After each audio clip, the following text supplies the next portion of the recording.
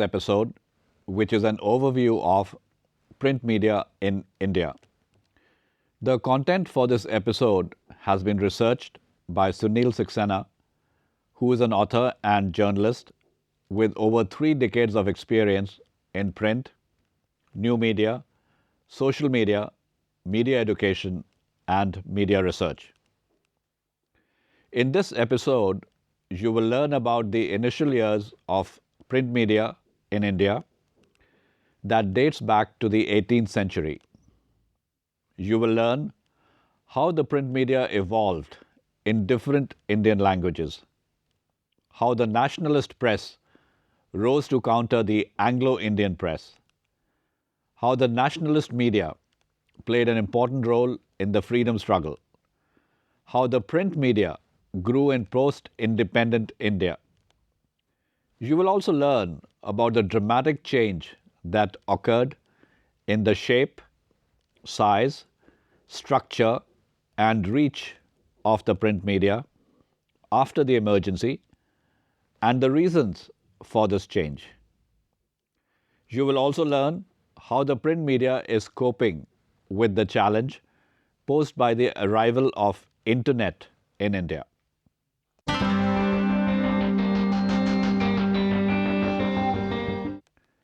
The first newspaper. The first newspaper in India was published on January 29, 1780 by James Augustus Hickey. The weekly paper titled Bengal Gazette or Calcutta General Advertiser was published from Calcutta. The paper, also called Hickey's Gazette, bravely described itself as a weekly political and commercial paper open to all, but influenced by none. However, the paper was shut down within 2 years following sharp clashes with Governor General Warren Hastings and the then Chief Justice. The next few years saw 3 more papers being launched from Calcutta. These papers were the Indian Gazette, Calcutta Gazette, and Bengal Journal. The next Indian city to get a newspaper was Madras. The Madras Courier was started in 1785. 10 years later, in 1795, Madras Gazette was born. Bombay got its first paper in 1789 with the start of Bombay Herald. This paper did not last long. It merged with Bombay Gazette, which was launched in 1791. All these papers were set up by British nationals, had low circulation, and did not survive for long.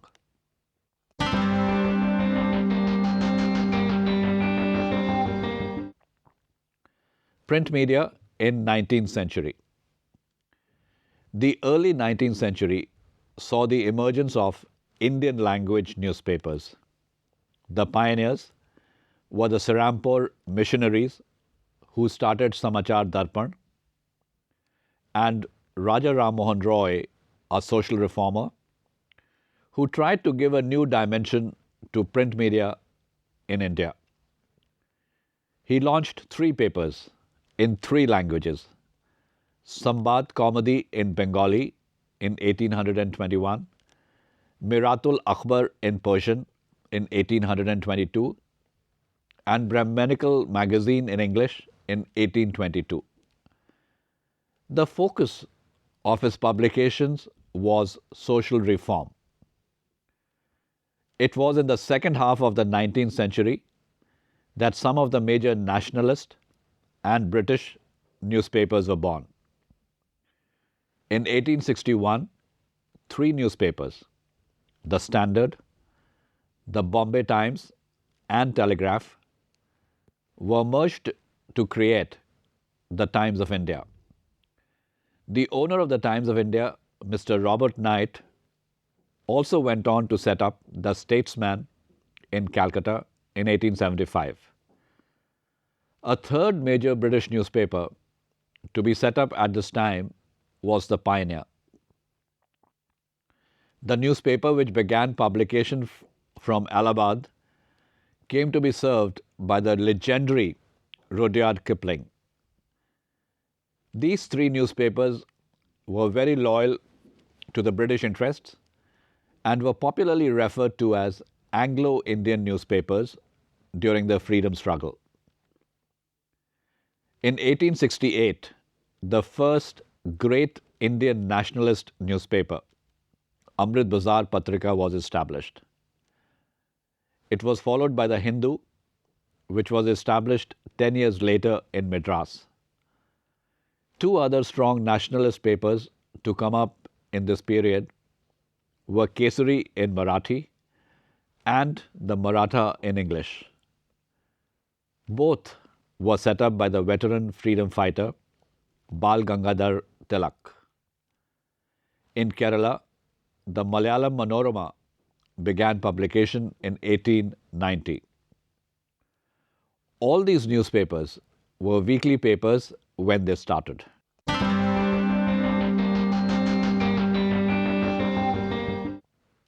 First half of 20th century. There was a sharp upsurge of patriotic fervor in the 20th century as the freedom movement gained momentum. This was also reflected on the pages of nationalist newspapers that were either set up by eminent Indians or came to be edited by leading lights of the freedom movement. In 1900, Bengali began publication in English under the editorship of Surendranath Banerjee. In 1901, Bipin Chandra Pal launched The New India in English and Bande Mataram in Bengali. In 1906, Barendra Kumar Ghosh launched Yugantar in Bengali. In 1909, Madan Mohan Malviya set up Leader. Leading names came to be associated with the nationalist newspapers. The most eminent among them, of course, was Mahatma Gandhi, who edited Young India and Navjeevan. Later, he also started editing Harijan. All these publications became important vehicles of freedom movement. The national thought was influenced greatly by the writings of these eminent Indians. In 1924, yet another nationalist paper, the Hindustan Times, came into existence in New Delhi. And in 1938, Jawaharlal Nehru set up National Herald in Lucknow.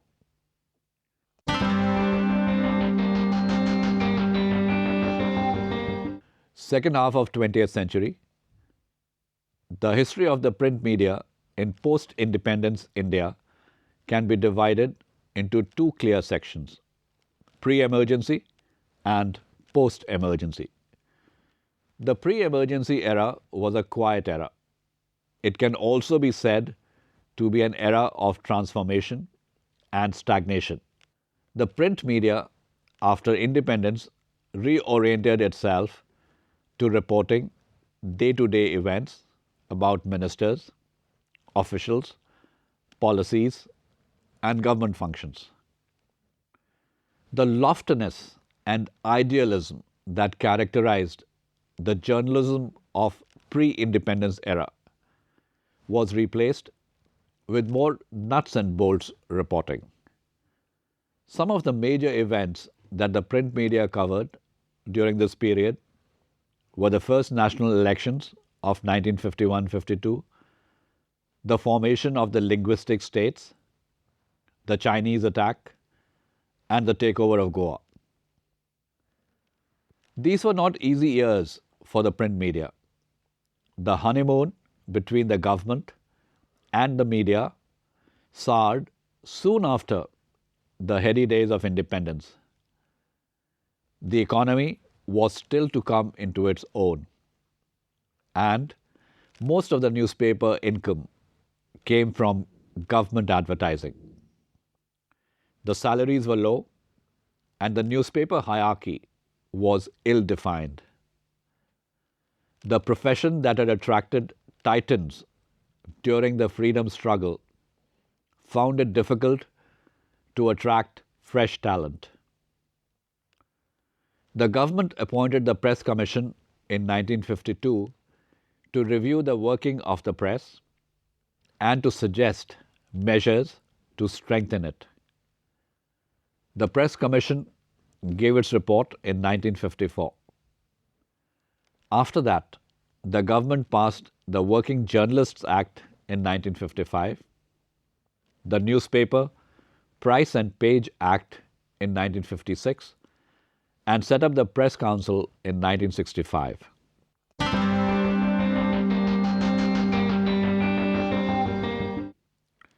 The emergency years. In June 1975, the then government, headed by Mrs. Indira Gandhi, declared a state of emergency. Civil rights were suspended, opposition leaders were arrested, and the press was shackled. The emergency lasted for a period of 19 months, and during this period, all news was regulated by the government. The two newspapers that protested against the harsh measures, the Statesman and the Indian Express, suffered the wrath of the government.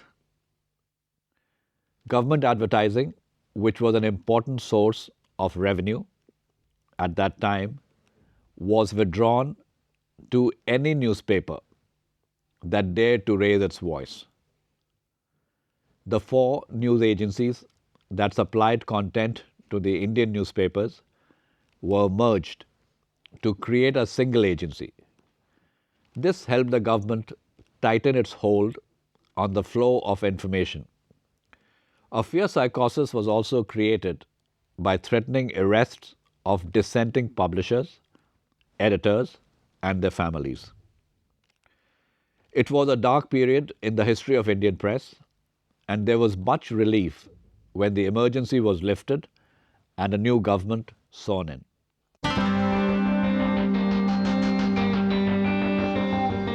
The post-emergency era. The post-emergency period was one of growth and change for the print media in India. The growth stemmed from a rapid change of technology. The hot metal system that had been used to print newspapers for 200 years was phased out. In its place came the cold type system. Almost all newspapers, one by one, shifted to new technology. The change that began in the 80s continued into the 90s.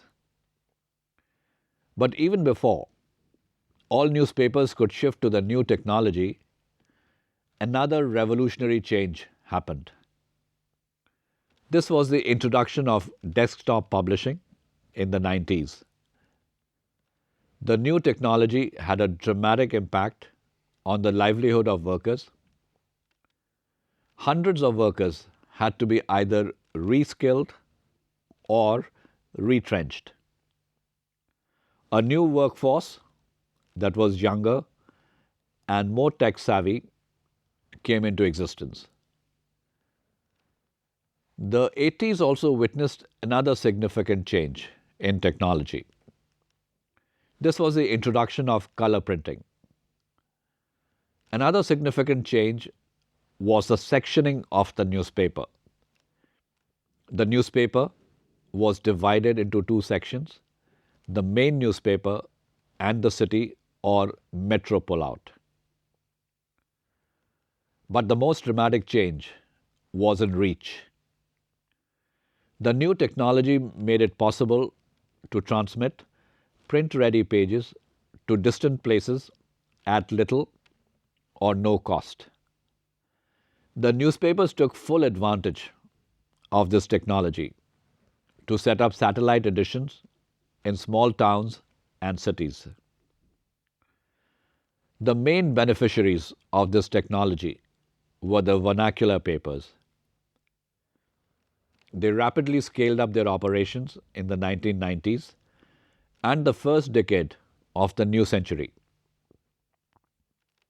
This led to a sharp increase in circulation and readership because the satellite editions could feed the information needs of people living in remote places. The liberalization of the economy in the 1990s and the increase in literacy rates fueled this expansion further. The increased literacy created new readers, while the liberalization of the economy brought in more advertising revenue. The expansion took two interesting routes. The English language newspapers were more circumspect in setting up satellite editions. Newspapers like the Times of India or the Hindustan Times chose state capitals or important metros to expand. The language editions, such as Dainik Jagran and Dainik Bhaskar in Hindi, or Dinatanti in Tamil, or Vijay Karnataka in Kannada, set up editions in small towns. The result was that the circulation of language newspapers boomed, and they raced past the English language newspapers. The change was not limited to technology and the changing market dynamics. There was an equally dramatic change in the way news stories were visualized and presented. There was a new buzz in newsrooms, and there were a burst of investigative stories that had not been seen in the past. It was as if the Indian media had suddenly woken up to its new role of a watchdog. The government, both at the center and in the states, came under intense scrutiny.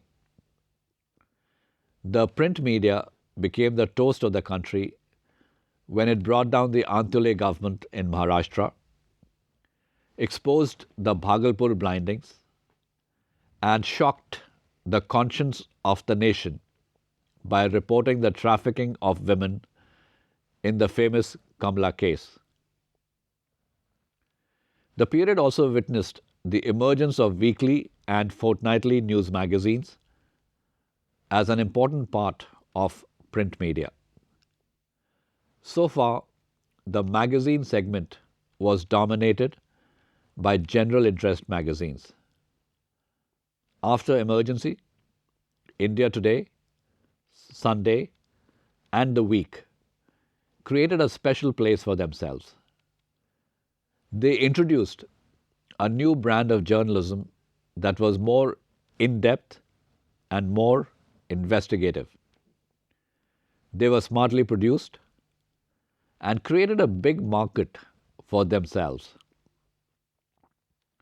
The 80s also saw the launch of two Sunday papers, the Sunday Observer and the Sunday Mail. However, their popularity did not last long. A very significant change was the transformation of the business newspapers. The Economic Times was the first to shift to pink newsprint.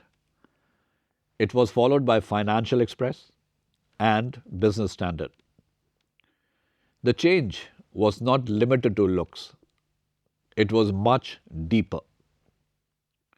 The focus of business journalism changed. Corporate reporting became an important part of business content. There was a concerted effort to make business news more interesting and relevant.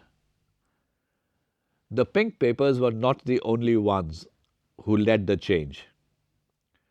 A new genre of business magazines, such as Business Today and Business World, published on slick, glossy paper, added to the coverage of business news. The arrival of the satellite television and the internet in the 90s increased the competition for mind space. There was a huge exodus of staff to dot-coms and to television channels in the late 19s. But the print media held its ground.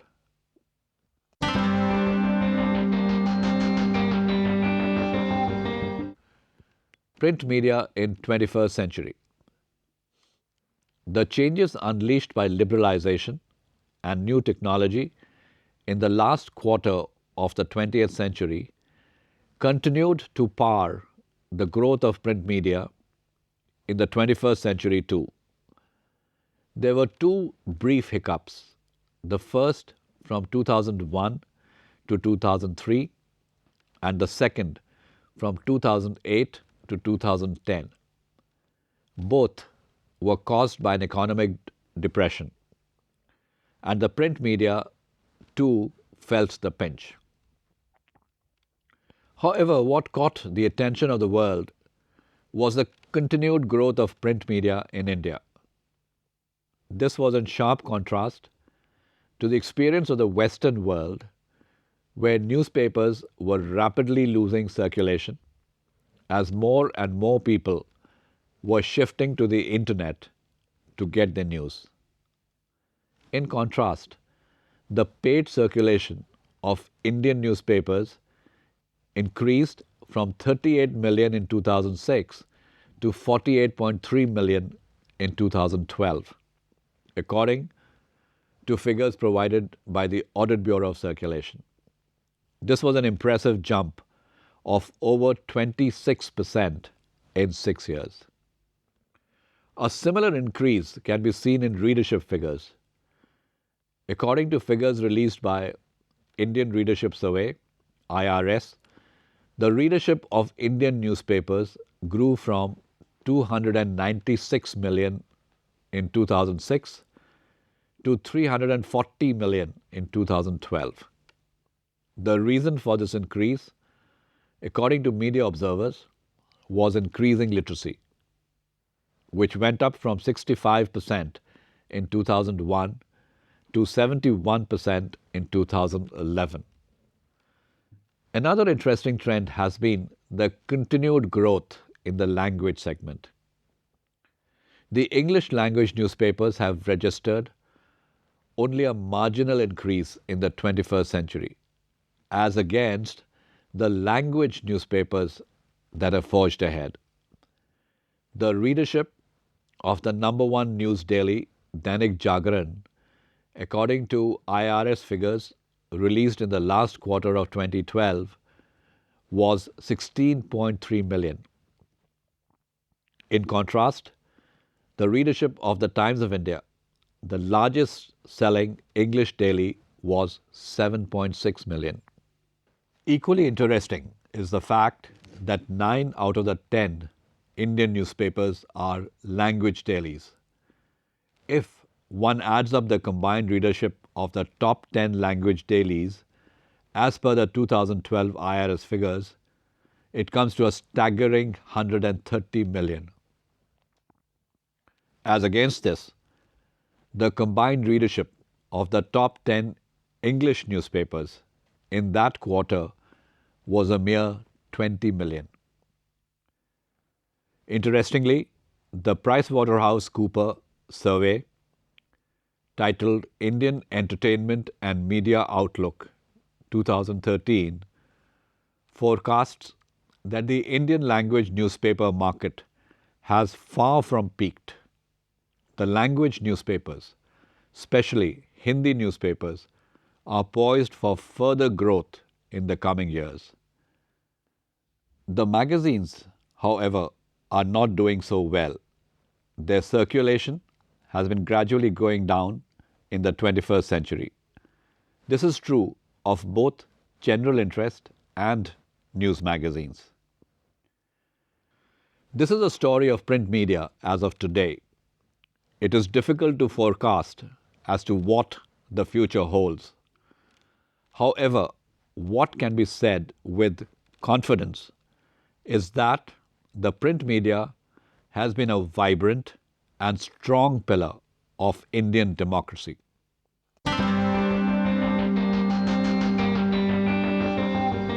The history of print media in India dates back to 1780, the year when James Augustus Hickey set up Bengal Gazette, India's first paper. It was a weekly paper that lasted 2 years or so. In the next 2 decades, weekly papers were started from Madras and Bombay, but these papers were short-lived. There was much more activity in the next century. An important initiative was that of Raja Rammohn Roy, who set up 3 publications. The focus of his papers was social reform. The century also saw the emergence of Anglo-Indian newspapers and nationalist newspapers. The Anglo-Indian newspapers were owned by British nationals and covered events from the British point of view. The top 3 Anglo-Indian newspapers of that time were the Pioneer, the Times of India, and the Statesman. The nationalist papers were set up by patriotic Indians, and they espoused the cause of freedom. They included papers like the Amrit Bazar Patrika, the Hindu, Malayalam Manorama, Bengali, New India, Kesari, and Maratha. The leading lights of the freedom struggle continued to be associated with the print media in the 20th century too. These included Mahatma Gandhi, Jawaharlal Nehru, Madan Mohan Malviya, and many more. The post-independence years saw the print media try to reorganize itself as an industry. These years can be called as the staid or steady years for the print media. Then came the emergency in 1975, and the freedom of the press was curbed for 19 months. This period is often referred to as the dark days. However, the face of the print media changed once the emergency was lifted. There was a new energy in newsrooms. New publications were launched as the demand for information increased. The printing technology underwent a revolutionary change. It became possible for the print media to launch satellite editions. The reach of the media increased. With it, the circulation and readership soared. The growth has continued in the 21st century. The print media, especially the language newspapers, continues to grow. This is all that we have in today's episode. Thank you, and see you soon with another informative episode. Goodbye.